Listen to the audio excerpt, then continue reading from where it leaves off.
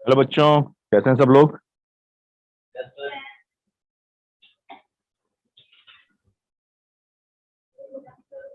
Good afternoon, good afternoon. चलो बहुत बढ़िया। कल लास्ट क्लास में जो पढ़ा, कोई दिक्कत हो पूछ लो आप मेरे से। कोई प्रॉब्लम लास्ट के लेक्चर में जो भी था, क्लास में हमने किया था। आगे बढ़े। तो हमने कल बेसिक मैथमेटिक्स पर डिस्कशन कर रहे थे, ठीक है। बेसिक मैथमेटिक्स में हमने हमने डिफरेंशिएशन की बात की। डिफरेंशिएशन में हमने ये बोला था कि डिफरेंशिएशन क्या होता है, हमने फॉर्मूले रटे थे और उसके बाद हम आगे बढ़े थे। हमने यूजेस ऑफ डिफरेंशिएशन पढ़े थे और यूजेस ऑफ डिफरेंशिएशन में सबसे पहले हमने क्या पढ़ा था, हमने पढ़ा था to find the slope. Slope निकालना बहुत आसान है, ठीक है। चलो एक लास्ट क्वेश्चन दोबारा बताऊं क्या, वो ऑप्टिक्स वाला।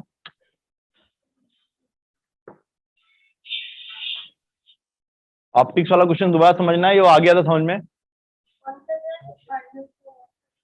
ऑप्टिक्स, देखो अपन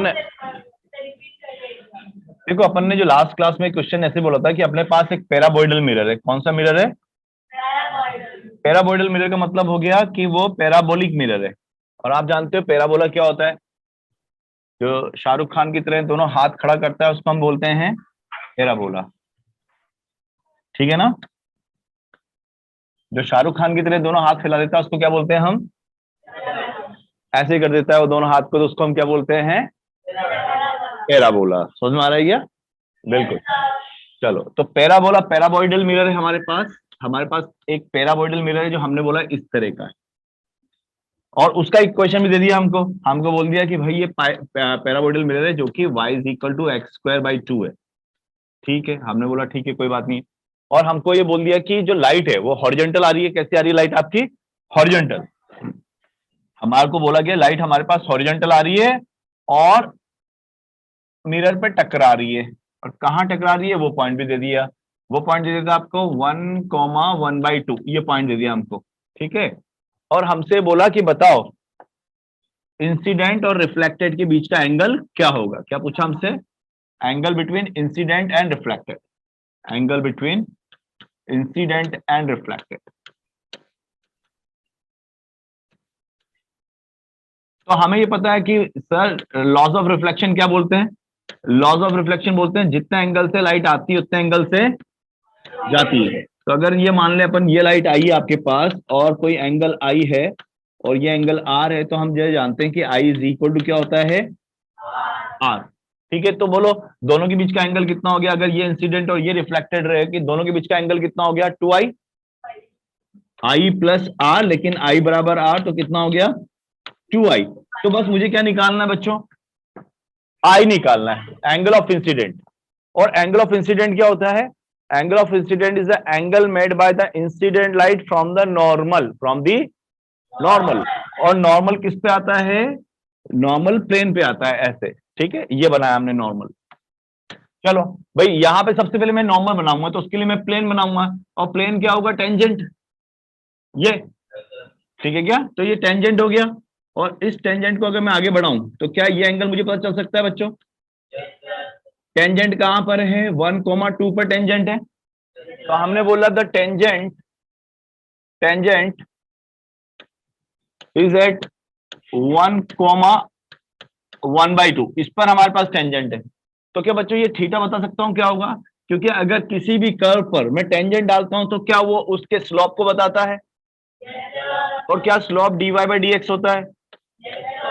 अच्छा, क्या y आपके पास x²/2 है तो हम यहां पे प्लेस कर देंगे x²/2, तो 1/2 बाहर आ जाएगा और ये बन जाएगा d/dx ऑफ x²। क्या बच्चों x² का डिफरेंशिएशन मालूम है कितना होता है? तो बहुत बढ़िया, ये लिख दिया जाएगा 1/2 इंटू 2x। और ये 2 से 2 चला जाएगा, क्या बचेगा हमारे पास? x। तो tan थीटा की वैल्यू क्या हुई बच्चों?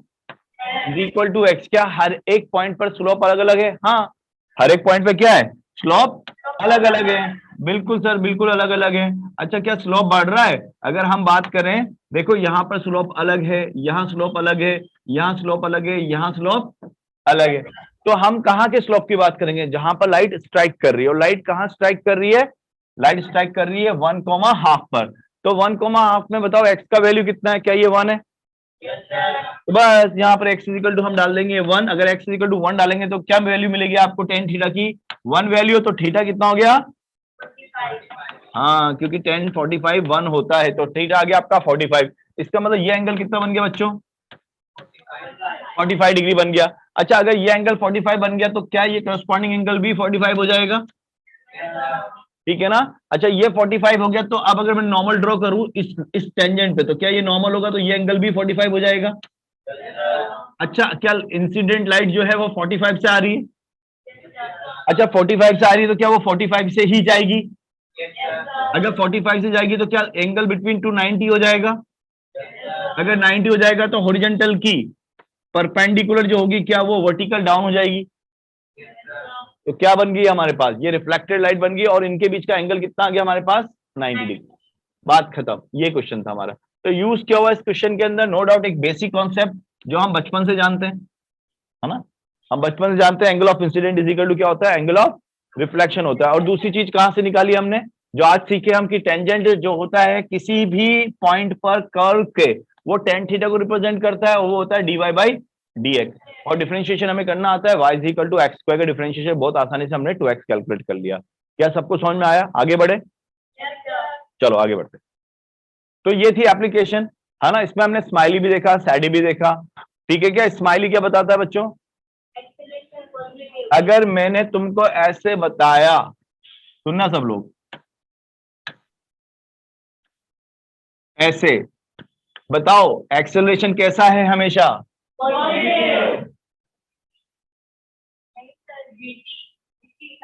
ये तो वीटी ग्राफ है ना।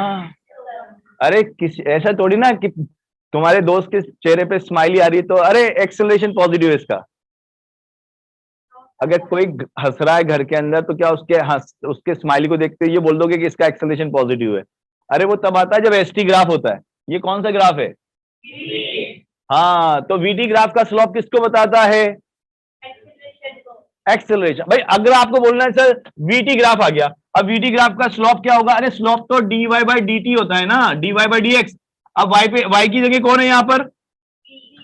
वी। तो क्या लिखूंगा इसको मैं? डीवी बाई डी टी, ऐसे लिखूंगा। अब समझ में आया क्या? अब बताओ कहां से कहां तक एक्सेलरेशन पॉजिटिव है?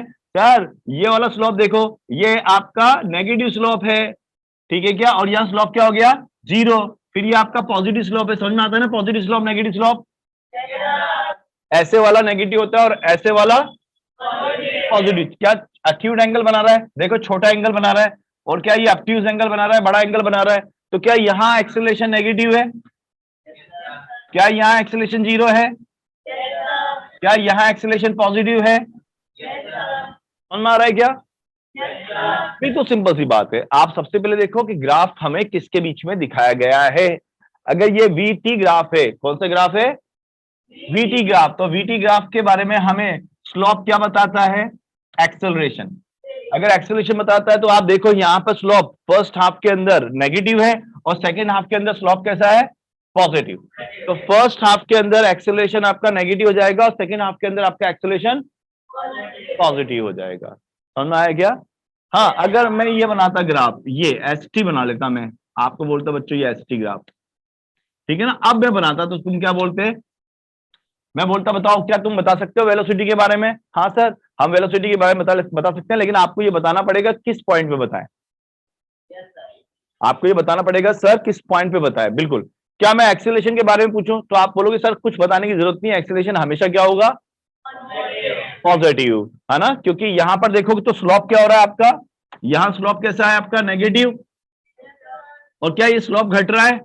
क्योंकि घट के यहाँ 0 हो गया। तो अगर स्लोप घट रहा है और नेगेटिव वेलोसिटी है, स्लोप क्या है? नेगेटिव, तो वेलोसिटी क्या हो गई?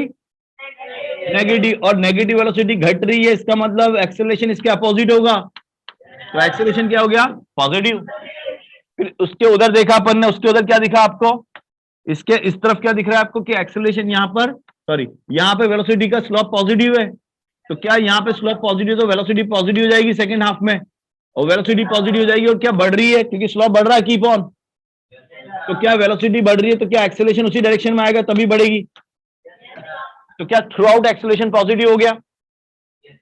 हाँ, अब मैंने क्या बताया था आपको शॉर्टकट, कि अगर आपको स्माइली दिखता है। कौन सा graph? ST graph. ST graph अगर आपको स्माइली दिखता है तो आप बोल सकते हो ये ऑलवेज पॉजिटिव एक्सेलरेशन कैरी करता है। क्या कैरी करता है? हमेशा पॉजिटिव एक्सेलरेशन कैरी करता है ना। और अगर हमने ऐसे ग्राफ बनाया होता तो तुमको सबको समझ में आ गया हो गया क्या करना है क्या नहीं करना। समझ में आया क्या? ये क्या सैडी है? अगर सैडी है तो इसका एक्सेलरेशन हमेशा क्या होगा? और अगर मैं वेलोसिटी की बात करूं तो आपको क्या बताना पड़ेगा किस पॉइंट पे बात कर रहे हैं? बहुत बढ़िया, बस इतनी सी कहानी है स्लोप की। बाकी तो हम अगर बात करें एक्सेलरेशन टाइम कर्व, बच्चों कौन सा curve? Acceleration time curve.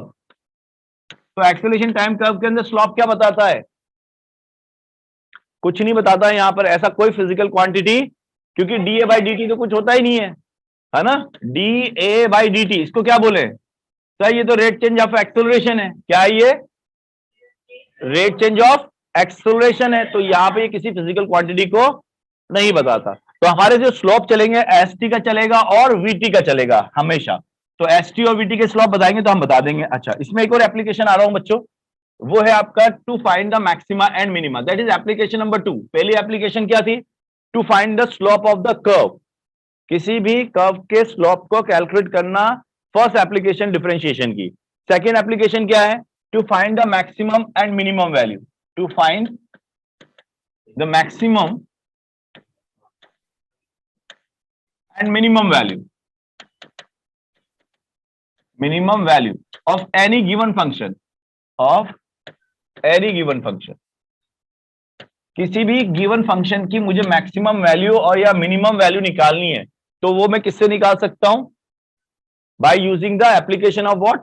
Differentiation. देखना आप कैसे, समझना सब लोग। मैं तुम्हारे सामने ग्राफ बना रहा हूं, मान लो मैंने कुछ इस तरह से ग्राफ बनाया, ये y वर्सेस x ग्राफ है। क्या है बच्चों? क्या बता रहा है ग्राफ? आपको क्या बता रहा है ग्राफ? ये आपको y और x के संबंध को बता रहा है, y और x के रिलेशन बता रहा है कि सर x बढ़ाने पर सर देखो पहले y कम हो रहा है क्या? और ये क्या y की मिनिमम वैल्यू है बताऊं तो?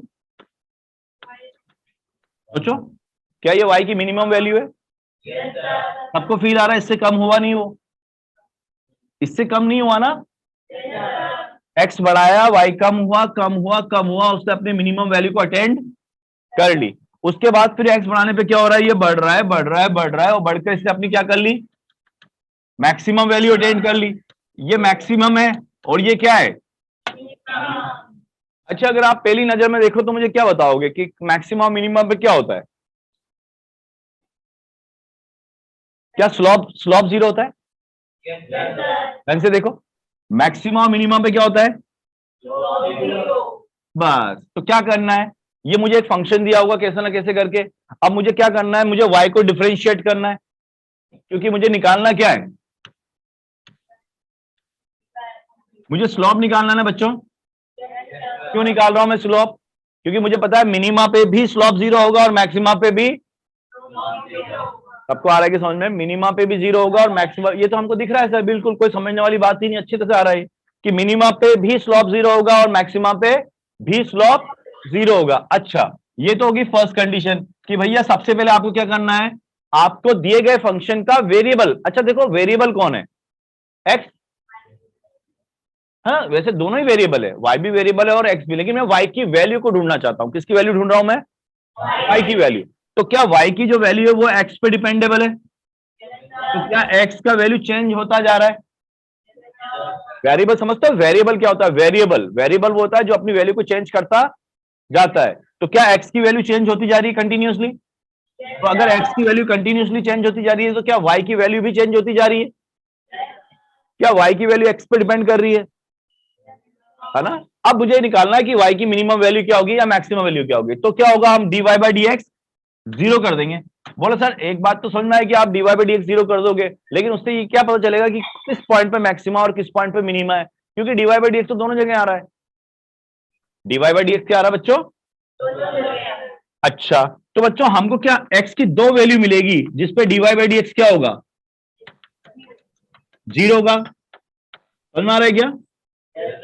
यहां तो मुझे अच्छी तरह से पता चल रहा है कि x1 पर मुझे मिनिमा मिल रहा है और x2 पे मुझे मैक्सिमम मिल रहा है। इस कर्व में तो मैं आराम से बता सकता हूं, लेकिन अगर मुझे कोई इक्वेशन दी है और मैं उसको उठा के जीरो रख रहा हूं, सुनना आराम से, अगर मुझे मान लो, सुनना, मैं एक्स दे रहा हूं, मेरे को दिया वाई इज इक्वल टू क्या, x cube by 3 minus x square by 2 minus 6, मुझे ये दिया है 6x, मुझे ये दिया है बच्चों ना, ये ग्राफ है और ये इक्वेशन है, ये जो ग्राफ है उसका इक्वेशन हो सकता है।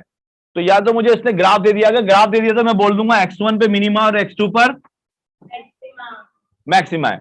अब इसको देखना, मैंने इसको क्या किया, डिफरेंशिएट किया dy बाई dx, क्योंकि मुझे पता है कि मैक्सिमा मिनिमम पे क्या होगा, मैक्सिमा मिनिमम पे क्या होगा, स्लॉप 0 होगा। हाँ, तो मैंने स्लॉप निकाला, dy by dx is equal to क्या, 3x स्क्वायर, तो क्या बन गया यहां पर 3 से 3 कट जाएगा क्या बच्चों, ओके, और फिर 2x/2 माइनस 6। किसी को ऐसा बच्चा जिसको ये डिफरेंशिएशन समझ में नहीं आया,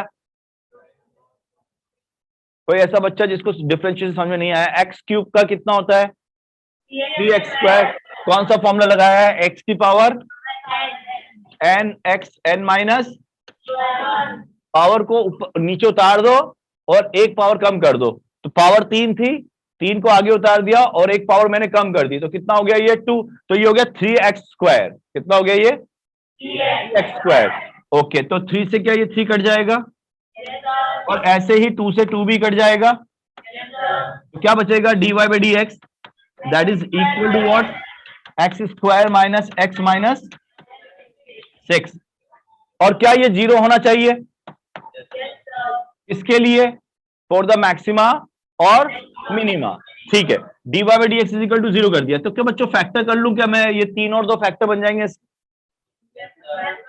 है ना, 3 माइनस का 3 और प्लस का 2, जोड़ने पर माइनस एक्स आना चाहिए और मल्टीप्लाई करने पर माइनस का 6x स्क्वायर आना चाहिए, ऐसे ही करते हैं ना, इसको इसके साथ मल्टीप्लाई करते हैं, तो कितना हो गया माइनस का 6x स्क्वायर, फिर फैक्टर्स ढूंढते हैं कि वो चीज ढूंढो जो जोड़ने पर तो माइनस एक्स दे, जोड़ने पर माइनस एक्स दे और मल्टीप्लाई करने पर माइनस 6x दे, तो क्या मैं ये माइनस 3x प्लस 2x ले लूं, चलो बहुत बढ़िया, तो क्या dy बाई डी एक्स में अगर लिखूंगा तो क्या ये, अच्छा इसको 0 कर दिया हमने, तो यहां से सीधा लिख देता हूं मैं, ठीक है, अब ये कितना आ गया आपका, यहां से ये हो गया x square minus 3x plus 2x minus, तो बच्चों क्या इसके फैक्टर x माइनस 3 और x plus 2 is equal to 0 हो जाएगा, तो क्या x इज इक्वल टू 3 आएगा और x is equal to minus 2 आएगा।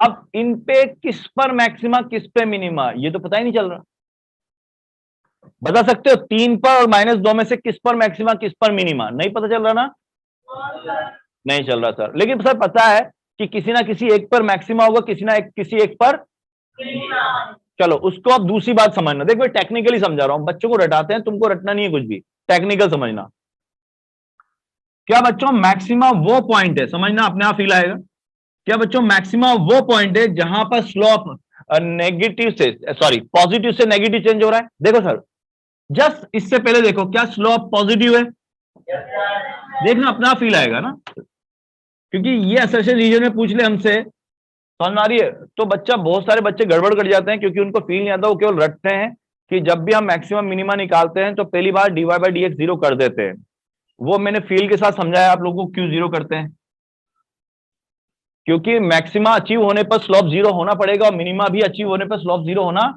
पड़ेगा। इसके बाद हम बोलते हैं कि d2 by dx2 double differentiation of what y, मतलब वो कहता है कि एक बार और डिफरेंशिएट कर लो, क्या कहते हैं, एक बार और, जैसे ये तो आपका फर्स्ट डिफरेंशिएशन आया, कितना आया फर्स्ट डिफरेंशिएशन, ये आ गया, इसको एक बार और डिफरेंशिएट कराते हैं, आसान है, एक्स स्क्वायर का 2x हो जाएगा और x का 1 हो जाएगा, लेकिन ऐसा क्यों कराते हैं वो समझना, ये बच्चों मैं ये समझाऊं आप लोगों को, क्या इस मैक्सिमा के जस्ट पहले स्लोप पॉजिटिव था, क्या यहां पे dy by d x positive था,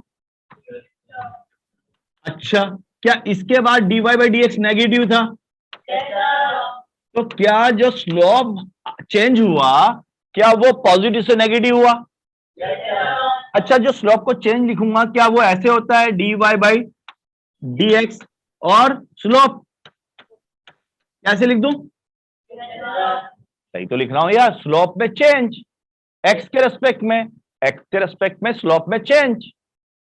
अब देखो स्लोप को क्या लिखोगे, dy बाई डी एक्स, तो ये क्या बन जाएगा देखना, डी बाई डी एक्स,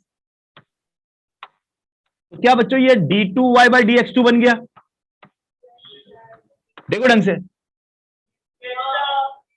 और ये क्या होना चाहिए, d2y by d x two क्या नेगेटिव होना चाहिए, क्यों, क्योंकि क्या ये चीज नेगेटिव हो रही है, कैसे पता चलना नेगेटिव हो रही है, अरे पॉजिटिव से नेगेटिव हो रही है तो क्या चेंज नेगेटिव हो रहा है, अरे चेंज कैसे निकालते हो, फाइनल माइनस, तो फाइनल क्या है नेगेटिव, आप लिखते हो फाइनल माइनस इनिशियल, फाइनल क्या है नेगेटिव और इनिशियल क्या है, तो क्या ओवरऑल नेगेटिव हो गया, तो क्या ये बोलूं यहां पर चेंज इन स्लोप नेगेटिव है, चेंज इन स्लोप, तो चेंज इन स्लोप नेगेटिव है, इसका मतलब चेंज ही हो गया डी बाई डी स्लोप, यानी कि चेंज ऊपर एक्स के रेस्पेक्ट में, ये नेगेटिव है और स्लोप को लिख दिया d y by d x, तो क्या बच्चों d2y by d x two negative होना चाहिए, बस यही कहानी है हमारे पास।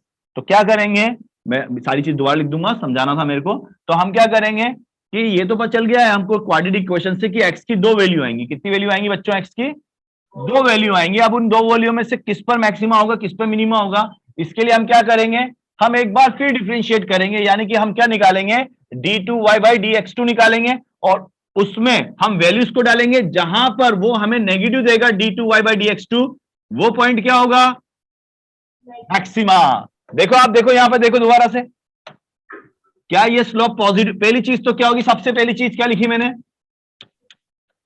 dy बाई डी एक्स क्या होना चाहिए, ये इसमें कोई दिक्कत किसी बच्चे को बिल्कुल नहीं है, क्योंकि हमको दिख रहा है कि dy बाई डी एक्स क्या होना चाहिए, जीरो, स्लोप जीरो होना चाहिए, किस चीज के लिए, to find the minima and maxima, पहली चीज। सेकंड चीज क्या होना चाहिए, अगर d2y by d x two, d2y by less than zero है, क्या है बच्चों, लेस देन जीरो यानी कि नेगेटिव, क्या जी, अच्छा मुझे बताओ 0.25 ये जीरो से छोटा है या जीरो से बड़ा है,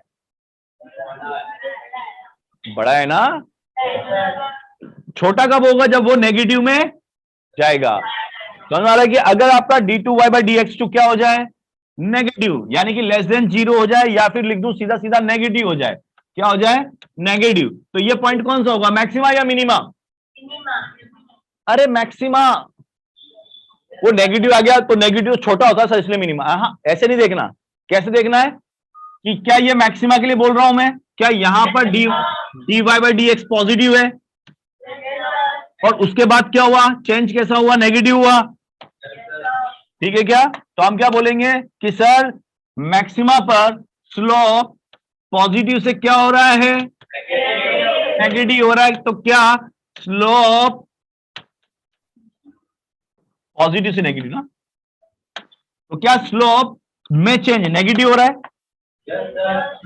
तो क्या लिखूंगा कि sir dy by d x, dy by d x of slope, इसको ही क्या बोल सकता हूं मैं, d2y by, and that should be less than, तो यह पॉइंट क्या होगा, मैक्सिमा होगा, क्या होगा बच्चों, ये पॉइंट मैक्सिमा होगा। और अगर d2y by d x two greater than zero आता है, क्या आता है, ग्रेटर देन जीरो, तो इस पे क्या होता है हमारे पास, मिनिमा होता है।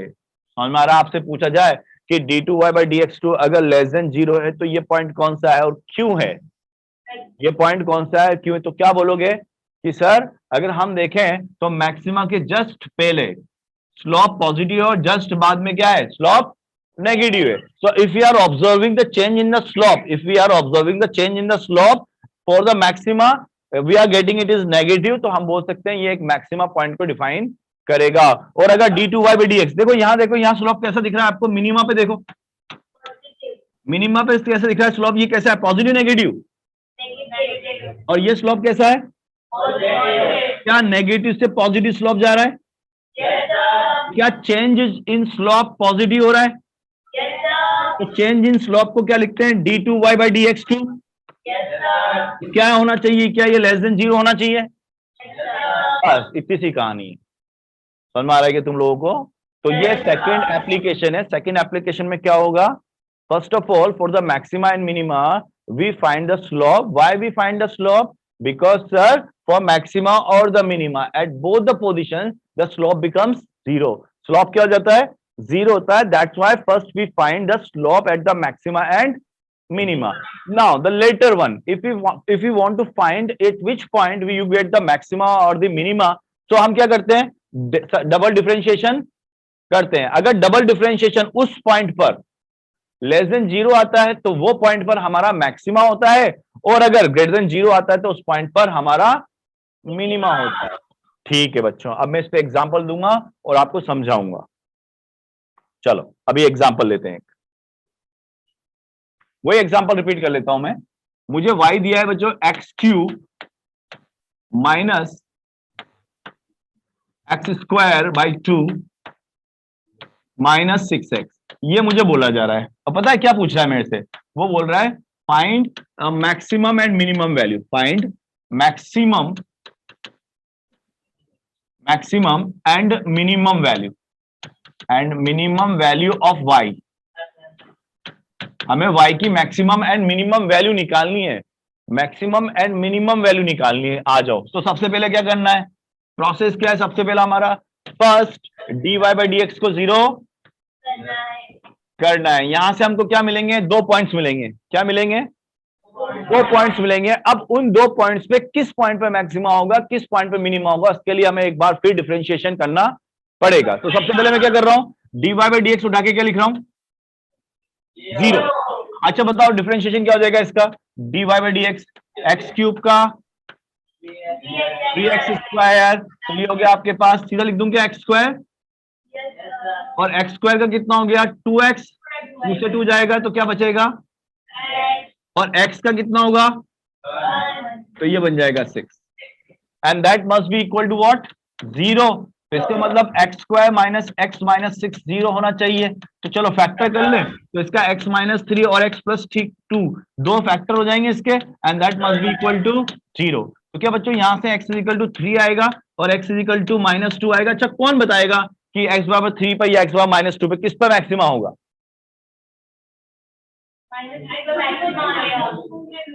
माइनस 2 पे मैक्सिमा होगा या मिनिमा होगा? माइनस 2 पे। हाँ कैसे पता चला? ना ना ना ना ना ना, गलत बोल गए। ये इस नेगेटिव आ रहा है, उससे कोई मतलब।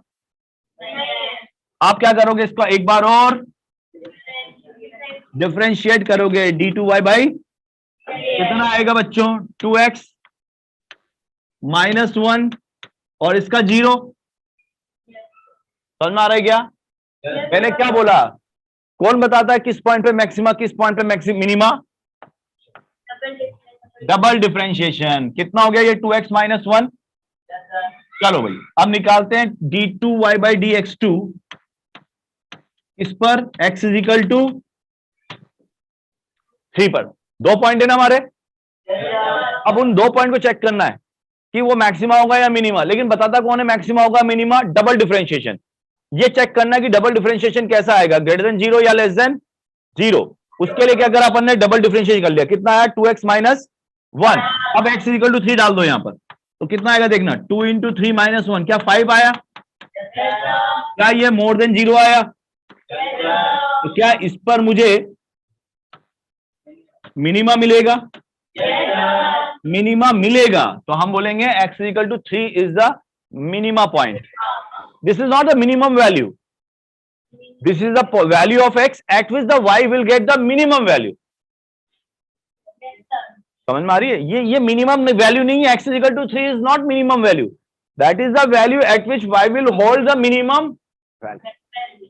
ठीक है क्या? अच्छा अब d2y बाई dx2 निकालते हैं अपन वापस। किसके लिए? x इक्वल टू माइनस 2 के लिए।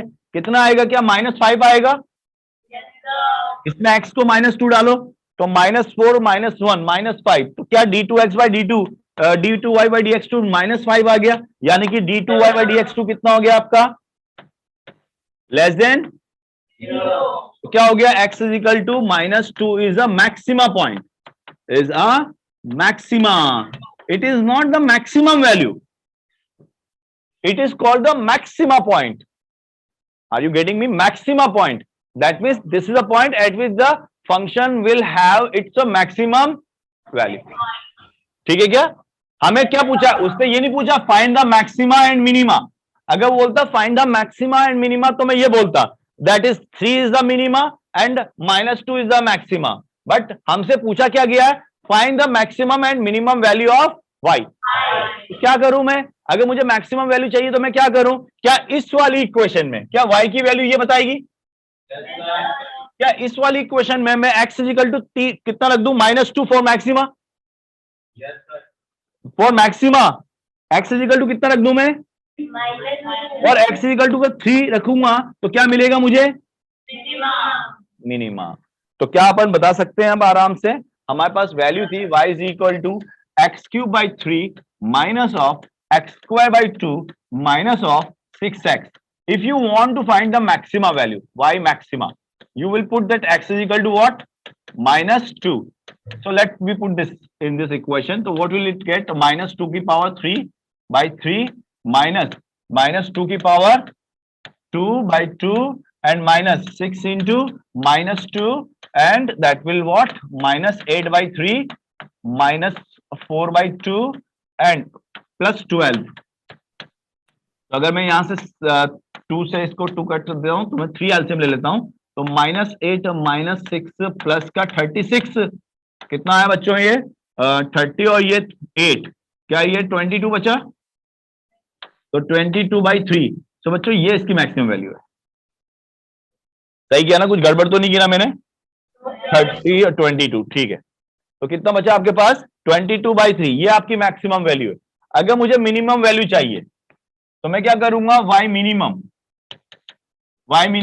कितना डाल दूंगा? x को 3. तो x इज इक्वल टू 3 डाल दूंगा तो कितना आएगा? 27/3.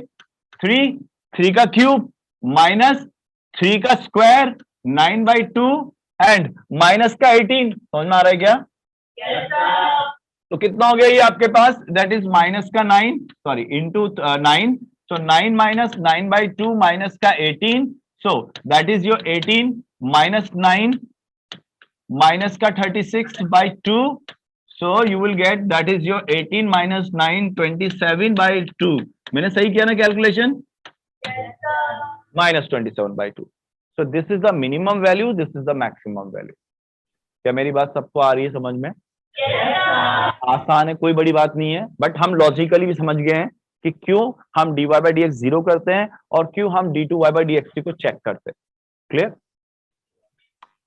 चलो अब जैसे अपन को और क्वेश्चन पूछा जाए तो हम बात करते हैं जैसे कि आप आगे पढ़ोगे 12th क्लास के अंदर तो हम इलेक्ट्रिक फील्ड निकालेंगे. ये क्यों इंपॉर्टेंट है? ये इसलिए इंपॉर्टेंट है क्योंकि आगे जाके आपको डेरिवेशंस मिलेंगे. इलेक्ट्रिक फील्ड सुना है क्या नाम किसी ने इलेक्ट्रिक फील्ड का? 12th वाले बच्चे होंगे उन्होंने सुना होगा, है ना. 11th वाले बच्चों ने ग्रेविटेशनल फील्ड सुना होगा. मैं दोनों को बता देता हूँ. जैसे सुनना सब बच्चों आराम से, कोई नई चीज नहीं बता रहा हूँ, सब देखेंगे आराम से क्या इसका यूज होगा हमारे साथ. ठीक है ना? तो अब जैसे कि अपन को ये बोला कि भाई सुनो मेरी बात की एक रिंग है. क्या है? एक रिंग है. ये रिंग है आपके पास. ठीक है. और इसका मास है m. तो इसकी एक्सिस पे क्या होता है आपको पता है? हर एक मास का अपना एक फील्ड होता है. वो दूसरे मास को क्या करता है? अट्रैक्ट करता है. फिर बोलो सर हम तो कर ही नहीं रहे, है ना, हम तो बहुत आराम से बैठे हुए हैं, ये मुझे अट्रैक्ट कर ही नहीं रही. वो वाला अट्रैक्शन नहीं, है ना. म्यूचुअल अट्रैक्शन मतलब फोर्स वाला अट्रैक्शन. हम जानते हैं ना ये फोर्स की एप्पल नीचे गिरा तो उस पर फोर्स लगा था Gm1m2/r². क्या ये सुना है कि कभी किसी ने Gm1m2/r²? तो हर एक बॉडी दूसरी बॉडी को क्या करती है? अट्रैक्ट करती है. वो अट्रैक्शन अलग है, ये अट्रैक्शन अलग है. ये अट्रैक्शन जो है वो फोर्स का अट्रैक्शन है. That means the interaction between the two bodies that is Gm1m2/r². और ये फोर्स कौन सा होता है? अट्रैक्शन वाला फोर्स होता है. But we do not feel it. Why? Because the value of G is very very very very small. जो G का वैल्यू होता है ना बहुत छोटा होता है. You know the value of G is 6.6 10⁻⁻11. मान लो कोई दो बच्चे हैं, आपको मान लेता हूं कि 45 किलो का वेट होगा तुम लोगों का 45 kg और एक का मान लो 50 kg और डिवाइड कर लो दोनों के बीच का डिस्टेंस 1 मीटर मान लेते हैं. कितनी डिस्टेंस बैठे हुए हैं?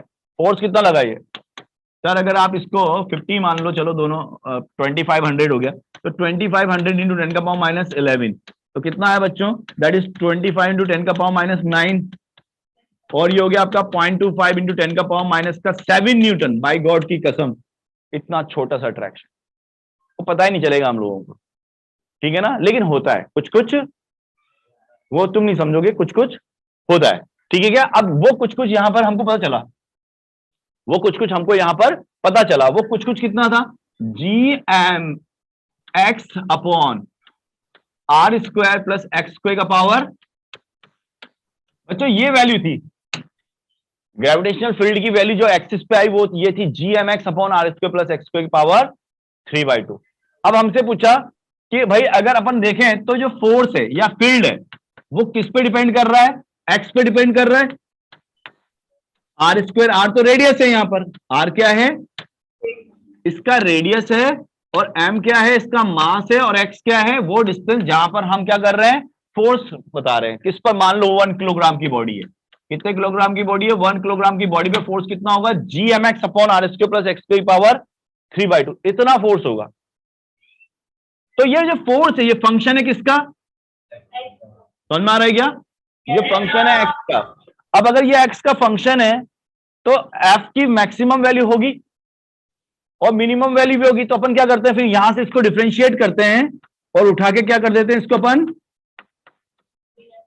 0 के बराबर रख देते हैं। क्या करते हैं, इसको अपन डिफरेंशिएट करते हैं, उठाकर किसके बराबर रख देते हैं, 0 के बराबर रखते हैं, फिर डबल डिफरेंशिएशन करते हैं, डबल डिफरेंशिएशन करते हैं और इसको उठाकर देखते हैं क्या आएगा, जैसे अपन ने अभी चेक किया। तो वहां से पता चलता है अपन को कि x equal to plus R by root 2 पर हमें क्या मिलती है, इसकी मैक्सिमम वैल्यू, है ना। तो ये सारी चीजें हम आगे पढ़ेंगे, आप लोग बस इतना समझ जाओ कि मैक्सिमम मिनिमा कैसे निकालते हैं। क्या इतना समझ में आया आप लोगों को? जैसे आपने प्रोजेक्टाइल मोशन पढ़ा होगा, पढ़ा है क्या, प्रोजेक्टाइल मोशन थोड़ा थोड़ा जानते ही होंगे। किसी बॉडी को ऐसे फेंकते हैं तो इसे हम बोलते हैं प्रोजेक्टाइल मोशन, या जैसे एग्जांपल हो गया football kicked by the player, that is the example of what, projectile motion. तो जब ये जाता है तो इसका रेंज निकालते हैं हम, रेंज। तो बच्चों रेंज का फॉर्मूला होता है r is equal to u square sine 2 theta by, नहीं मालूम सुन लो, रेंज का फॉर्मूला होता है यू स्क्वायर। अब है ना, जैसे सुनो, है ना, अपन अपन कहते हैं आज अपन नदी साइड पे गए, ठीक है, रिवर साइड पे गए, अपन ने पत्थर उठाया, आदत होती है नॉर्मली, जैसे जब रिवर साइड आती है पत्थर पहले उठाते हैं, पानी में फेंकते हैं उसको, ठीक है क्या। अब अपन ने की देख किसका पत्थर आगे जाता है, चल फेंकते हैं, तो दो कंपटीशन हो गया दोनों के बीच। तो किसका पत्थर आगे जाएगा, जो ऐसे फेंकेगा यू करके, या जो फेंकेगा ऐसे यू करके। हाँ सर, हमको आती है, कॉमन सेंस है सर, ये भी कोई पूछने वाली बात है, फिजिक्स तो बचपन से अंदर है सर, वो अलग बात है, बाहर नहीं आती वो, है ना, सबको पता है ना, ऐसे ही फेंकेंगे, ऐसे ही सबसे दूर जाएगा, तो वो एंगल होता है 45 डिग्री। कौन सा एंगल होता है वो, 45 डिग्री। क्या ये आर जो है वो फंक्शन है किसका, थीटा का, देखो देखो देखो, आर किसका फंक्शन है, और क्या ये थीटा वो प्रोजेक्शन एंगल है जिसपे आप फेंक रहे हो। अगर मैंने 90 डिग्री पे फेंका तो क्या वो आगे जाएगा, क्या वापस मेरे हाथ पे आ जाएगा, 90 डिग्री पे ना, ऐसे ऐसे ऊपर फेंकेंगे तो मेरे हाथ पे आ जाएगा ना वो, ठीक है क्या। अच्छा, हमसे बोला जाता है कितने डिग्री पे फेंकें, कितनी डिग्री पे हम उसको फेंकें ताकि वो सबसे ज्यादा दूर जाए। तो क्या पूछ रहा है वो आपसे, मैक्सिमा। क्या पूछ रहा है, मैक्सिमा। तो क्या करें, इसको डिफरेंशिएट करें, डी आर बाई, देखो कॉमन सेंस अगर मैं लगाऊं, बोलो सर क्या जरूरत है, आपको मैक्सिमा चाहिए ना आर का, तो सर ये चीज कितनी होना चाहिए, साइन की वैल्यू क्या जानते हो आप, साइन की वैल्यू -1 से +1 के बीच में होती है, नहीं जानते तो कभी सोचना घर जाके कि साइन की वैल्यू कितनी होती है, -1 टू +1, यानी कि मैक्सिमम वैल्यू कितनी होती है इसकी, 1। तो सर साइन 2 थीटा की मैक्सिमम वैल्यू ले लो 1, तो साइन 2 थीटा की मैक्सिमम वैल्यू मैंने ले ली 1, तो sine 2 theta is equal to 1, तो 2 थीटा इज इक्वल टू 90। समझ में आ रहा है क्या, साइन 90 1 होता है ना, साइन 90 कितना होता है 1, तो 2 थीटा कितना हो गया, π/2, तो थीटा कितना हो गया 45 डिग्री, π/4 आ गया। लेकिन मैं बोलूं नहीं सर, आप तो उससे समझाओ जो अभी आपने सिखाया, मैं कि देखो उससे देखो, हम क्या करेंगे बच्चों, क्या इसको डिफरेंशिएट करेंगे, चलो भैया डिफरेंशिएट कर देते हैं। किसको करें डिफरेंशिएशन, आर को किसके रेस्पेक्ट में, थीटा ही तो वेरिएबल है, आप देखो कम एंगल पे फेंका, यहां गया, थोड़ा और फेंका, यहां गया, थोड़ा और फेंका, यहां गया, थोड़ा और फेंका, यहां गया, फिर और किया तो फिर कम हो गया। क्या ये 45 डिग्री है? क्योंकि देखो ज्यादा बढ़ाया तो वापस कम हो गया, यहां गया। समझ में आ रहा है कि तुम लोगों को? देखो फील करो इसको। अगर आप देखो मैंने फेंका यहां पर, फिर थोड़ा सा बढ़ाया एंगल यहां पर, फिर थोड़ा सा और बढ़ाया एंगल यहां पर, फिर मैंने और बढ़ाया यहां पर, फिर मैंने और बढ़ाया तो वो यहां आ गया। तो क्या मैक्सिमा किसी पर्टिकुलर एंगल पे मिला? क्या वो 45 था? कैसे आया 45 वो भी दिखा लेंगे हम। क्या ये तुम्हें पता चला कि जो आपका रेंज है, क्या है? रेंज। रेंज क्या होता है? मैक्सिमम हॉरिजॉन्टल डिस्टेंस, कितनी मैक्सिमम डिस्टेंस तक आप किसी भी पत्थर को फेंक सकते हैं। तो क्या जो आपकी रेंज थी वो फंक्शन थी थीटा की? डिफरेंट डिफरेंट थीटा पर आर का वैल्यू डिफरेंट डिफरेंट। तो हम क्या करेंगे? आर को डिफरेंशिएट करेंगे किसके रेस्पेक्ट में? Variable theta. तो कितना आएगा? यू स्क्वायर बाई जी। बताओ जल्दी से बताओ, साइन टू थीटा का डिफरेंशिएशन, साइन टू थीटा का डिफरेंशिएशन। Cos theta. यार तुम्हें कल बताया मैंने ये चीज, साइन ए एक्स का डिफरेंशिएशन कॉस ए एक्स, और ए निकलकर जेरॉक्स कॉपी में बाहर आ जाता है। भूल गया ना सर? जेरॉक्स कॉपी भूल गया ना? मैंने जेरॉक्स कॉपी हो जाती है उसकी। हाँ, तो क्या हो जाएगा ये? 2 cos 2 थीटा। क्या बच्चों ये जीरो होना चाहिए अब? क्योंकि क्या करते हैं हम, D R by D theta को उठाकर जीरो। क्या ये स्लोप आ गया D R by D theta? इसको उठा के क्या लिख देते हैं हम? जीरो। तो क्या cos 2 थीटा जीरो होगा? अगर cos 2 थीटा जीरो है तो क्या ये 2 थीटा 90 डिग्री है? क्योंकि cos 90 जीरो होता है ना। cos 90 क्या होता है? जीरो होता है। तो क्या ये 2 थीटा 90 है? तो क्या थीटा 45 हो गया? बोलो सर यहाँ तो एक ही वैल्यू आई, दूसरी वैल्यू तो आई नहीं। हाँ तो इस पर मिनिमम एग्जिस्ट ही नहीं करता। कोई तुमसे थोड़ी बोलेगा मिनिमम डिस्टेंस फेंक के बताओ। यार कोई तुमसे ही बोलेगा कि मिनिमम डिस्टेंस फेंक के बताओ। कौन देखता है आज किसकी मिनिमम डिस्टेंस जाती है? तो क्या करेंगे सारे के सारे? तो यही छोड़ देंगे, ये लो। या कोई तो पीछे फेंक देगा, सर नेगेटिव में नेगेटिव में सर देखो देखो देखो पीछे। समझ में आ रहा है क्या? तो मिनिमा तो एग्जिस्ट ही नहीं करेगा ना। मिनिमा थोड़ी पूछेगा यहां पर, क्या पूछेगा?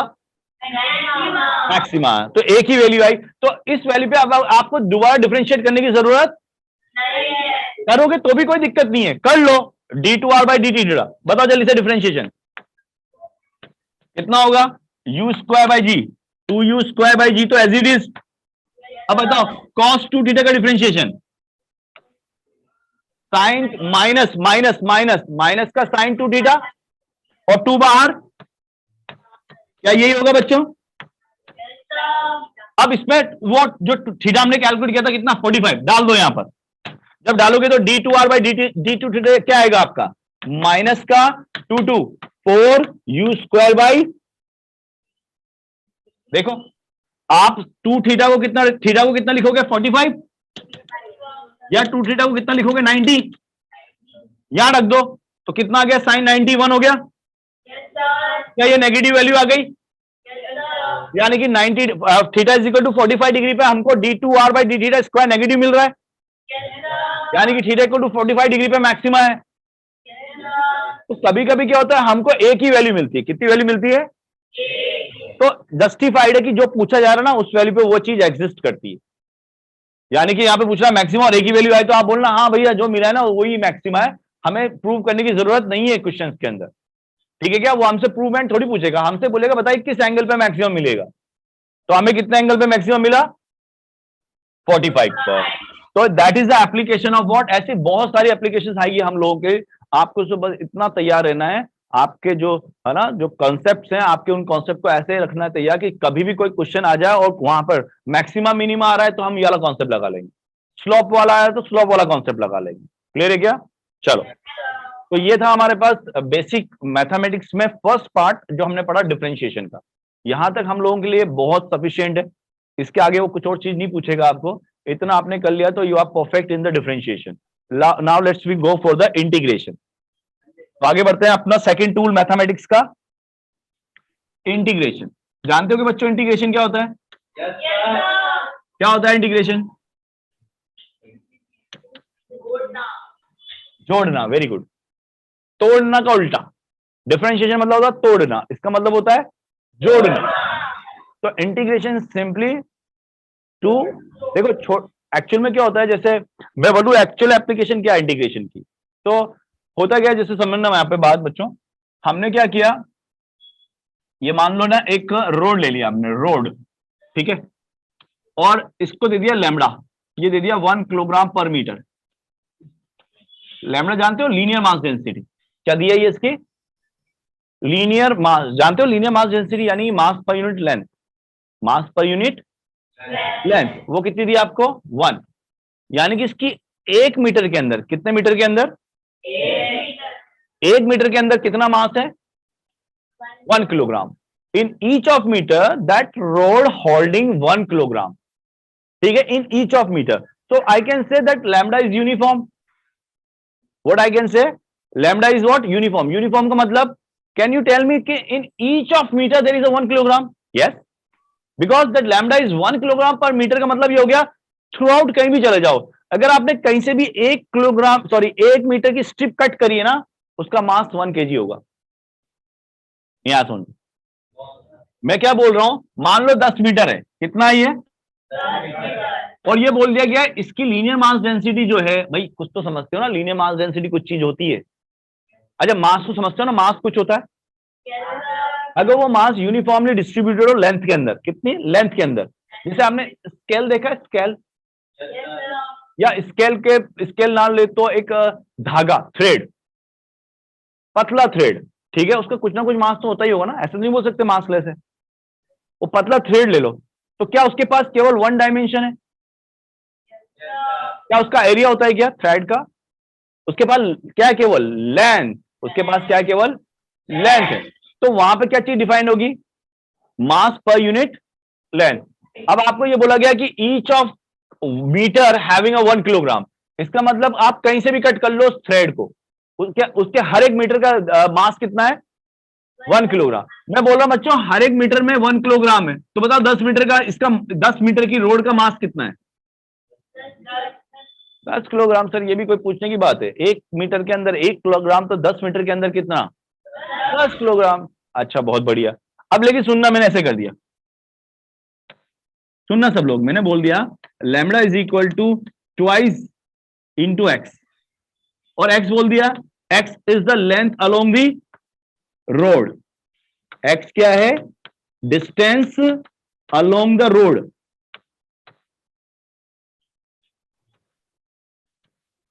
रोड के अलोंग डिस्टेंस है। तो इसका मतलब क्या समझे, इसका मतलब समझे सर कि अब लैम्बडा हमारा नॉन यूनिफॉर्म है। लैम्बडा क्या है,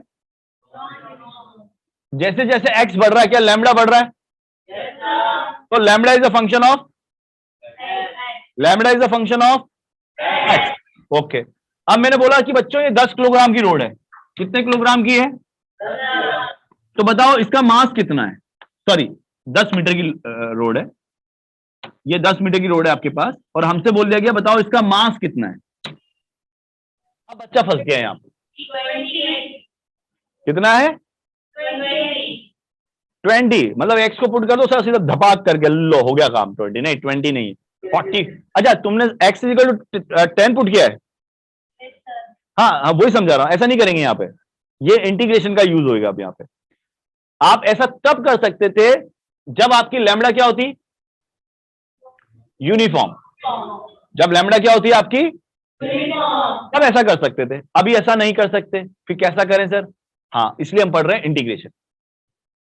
क्या पढ़ने जा रहे हैं हम, इंटीग्रेशन। तो मैंने ये बोला जब भी नॉन यूनिफॉर्म का केस आता है बच्चों, किसका आता है, नॉन यूनिफॉर्म का, वहां हमारा दोस्त इंटीग्रेशन हमारे साथ हो जाता है, कि तू चिंता क्यों करता, मैं हूं ना, कौन, इंटीग्रेशन।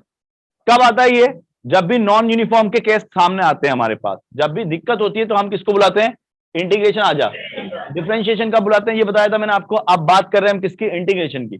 तो इंटीग्रेशन यहां पे बोलो, यहां तो कोई दिक्कत ही नहीं आई मुझे, 1 किलोग्राम पर यूनिट लेंथ, यानी कि 1 मीटर के अंदर 1 किलोग्राम का मास था, मुझसे बोला गया भाई 10 मीटर का बताओ कितना होगा। अरे यार 10 किलोग्राम कुछ बोलने वाली बात है ये, कोई बता देगा ये तो, अच्छा ठीक है। अब यहां देखो, यहां पे कितना है, लैम्बडा 2x है, और x क्या है, that distance along the length, इसका मतलब मैं समझाता हूं, मैं बात करता हूं, मैं यहां पर हूं, ये x 0 हो गया, हम बोल रहे हैं distance along the length of the road. क्या अभी कुछ चला आपने? क्या अलोंग द डिस्टेंस कुछ गए? नहीं गए। तो यहां पर लैम्बडा कितना हो गया? 0 हो गया। अच्छा 1 मीटर पे चले जाओ, x बराबर 1 मीटर ले लो, तो x बराबर 1 मीटर पे लैम्बडा कितना हो गया? अच्छा x बराबर 2 पे चले जाओ, कहां चले जाओ, कितना हो गया? ओ, यानी कि अब 1 मीटर के अंदर 4 किलोग्राम है। तो मैं आ ही नहीं रहा यार, समझो आराम से, that is important, that is important. हम पढ़ क्यों रहे हैं, ये चीज आएगा ना समझ में, तो आगे सारी चीज समझ में आएगा। मेरे को इंटीग्रेशन के फॉर्मूले नहीं रटना, वो तो रटने ही हम लोगों को, बट बेसिक यूज क्या इंटीग्रेशन की आना चाहिए समझ। मैं बोल रहा हूं कि ये समझ में आ रहा है तुमको, यहां पर यूनिफॉर्म था, मतलब मैं बोलूं कि यहां पर हूं, बताओ लीनियर मास डेंसिटी कितनी है? 1 किलोग्राम पर मीटर। अच्छा मैं यहां पर हूं 1 पर, बताओ 1 किलोग्राम। 2 मीटर पे चला गया तो बताओ 1 किलोग्राम। 3 पे चला गया तो बताओ, यानी कि हर 1 मीटर के अंदर किलोग्राम फिक्स्ड है, जो कि 1 है, लेकिन यहां पे हर एक मीटर के अंदर किलोग्राम अलग अलग है। तो अब मैं डायरेक्टली मल्टीप्लाई, अब हम क्या करते हैं, तो जो ये इंटीग्रेशन साहब है ये बोलते हैं भाई एक काम करो, आप बहुत छोटा सा एलिमेंट सेलेक्ट कर लो। अपन क्या करते हैं, एक बहुत छोटी सी लेंथ सेलेक्ट करते हैं, जिससे बोलते हैं स्मॉल एलिमेंट। क्या बोलते हैं बच्चों? Small element. तो हम क्या करते हैं, बहुत इन्फिनिटिवली स्मॉल, कौन सा? इन्फिनिटिवली स्मॉल एलिमेंट सेलेक्ट करते हैं। तो हमने क्या किया, एक बहुत इन्फिनिटिवली स्मॉल एलिमेंट सेलेक्ट कर लिया यार, ये इन्फिनिटी, जिसको हमने बोल दिया dx, और कितनी डिस्टेंस पे जाके सेलेक्ट किया ये हमने? x डिस्टेंस पे जाके। तो हमने मान लिया एक बहुत छोटा सा dx एलिमेंट, बहुत छोटा सा, that means very very small, infinitively small. ठीक है सर, मान लिया। मतलब आप ऐसे समझो कि आपने ना इसके रोड के इनफाइनाइट छोटे छोटे छोटे छोटे पार्ट कर दिए। कितने पार्ट कर दिए इसके? इनफाइनाइट पार्ट कर दिया, और इनफाइनाइट से एक पार्ट को उठा लिया जो कि एक्स डिस्टेंस पे था। हमने बोला हाँ भाई अब तू बता तेरे पास कितना मास है। तो उसने कहा देखो मैं तो यूनिफॉर्म डेंसिटी लेके कैरी कर रहा हूं। क्यों? क्योंकि यहां पर जो डेंसिटी वो कितनी है, लैम्डा एक्स है, एक्स डिस्टेंस पे डेंसिटी कितनी है बच्चों? लैम्डा एक्स, क्योंकि बोला ही हमको lambda 2x, sorry sorry sorry, कितनी है यहां पर? 2x। Lambda is equal to कितनी है यहां पर? 2x। अच्छा यहां बताओ x प्लस डी एक्स, ये थोड़ा हल्का सा जोड़ दें, dx हो गया। अब डिस्टेंस कितनी हो गई है? x plus D x. तो यहां डेंसिटी कितनी हो गई? लेकिन बच्चों ये dx तो बहुत बहुत बहुत छोटा है, तो that means dx is very very very very small to x। तो क्या मैं इसको हटा दूं? तो क्या डेंसिटी यहां पे वही रहेगी जो थी? क्या यूनिफॉर्म डेंसिटी बन गई? और इन्फिनिटली स्मॉल पार्ट। तो क्या इसका मास बता सकते हैं? अरे सर अब तो आ गया, अब तो हो गया इसका 2x इंटू डी एक्स, क्योंकि मास क्या होता है? Linear density into length. यही तो करते हैं। अब यहां पे ऐसा क्यों किया? क्योंकि मैंने इन्फिनिटली स्मॉल पार्ट बनाया, तो उसके लिए ये अब इसकी लीनियर मास डेंसिटी वेरी नहीं कर रही। इस dx के लिए डेंसिटी कितनी है हमेशा? 2x। तो इसका मास कितना हो जाएगा? 2x into D x. अब इन छोटे छोटे छोटे छोटे छोटे छोटे छोटे सबको जोड़ना है। क्या करना है?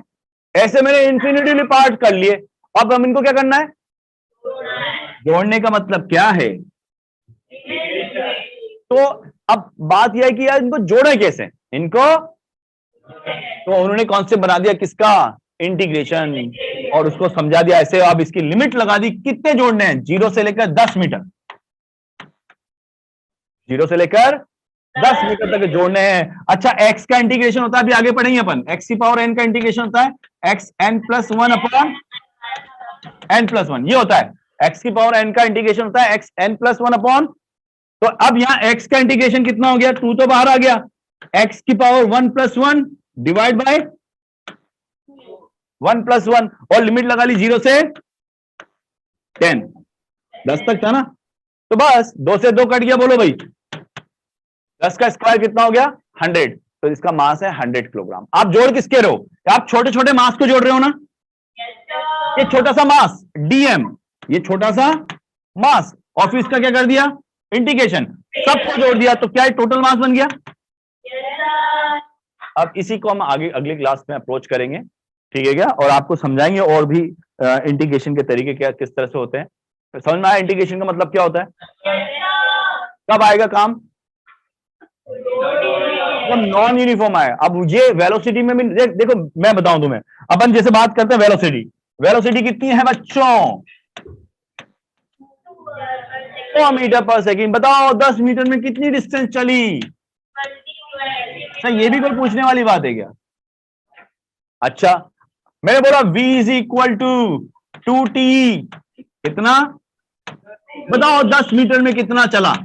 अब तुम डायरेक्ट मल्टीप्लाई नहीं कर सकते, फिर लिखो सर रुको एक मिनट, हम बताएं सर ये भी होता है ds बाई dt, ये dt बहुत छोटा सा टाइम, और that is equal to what 2t। फिर ds को इधर ले जाओ तो क्या बन गया? ये बहुत छोटे से टाइम में, बहुत छोटे से टाइम में डिस्टेंस ds। फिर क्या करते हैं इसको हम इंटीग्रेट करते हैं। काम आएगा ना हमारे पास जब हम पढ़ेंगे क्या, काइनेमेटिक्स। तो क्या वेलोसिटी नॉन यूनिफॉर्म होती है? टाइम डिपेंडेंट वेलोसिटी हो सकती है। अगर टाइम डिपेंडेंट वेलोसिटी है तो क्या उसको हम सीधे मल्टीप्लाई से सॉल्व कर सकते हैं? नहीं नहीं, टाइम डिपेंडेंट है तो उसको सीधे मल्टीप्लाई से सॉल्व नहीं कर सकते। फिर क्या करेंगे?